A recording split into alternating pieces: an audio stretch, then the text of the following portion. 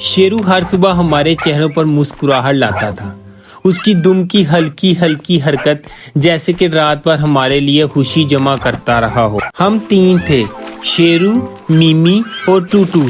तीनों मिलके पूरा जंगल जगा देते थे और शेरू वो तो हमारा हीरो था। अगली सुबह शेरू भागता नहीं था, ना हंसी ना मस्ती, बस एक खामोशी थी, अजीब सी खामोशी।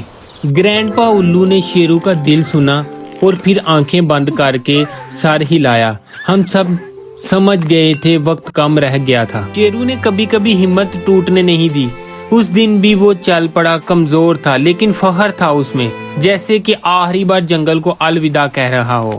उसने हमें देखा, हल्की सी दुम हिलाई और फिर अपनी आंखें बंद करके ऐसे सोया जैसे हमेशा के लिए सुकून मिल गया हो। उसका लाल स्कार्फ हवा में लहराया। टूटू ने उसे उठाया और मिमी ने उसे अपने सीने से लगाया। सब कुछ कह दिया गया था बिना कहे। उसका बेड खाली था, कटोरा भरा हुआ था, लेकिन दिल सबके खाली हो चुके थे।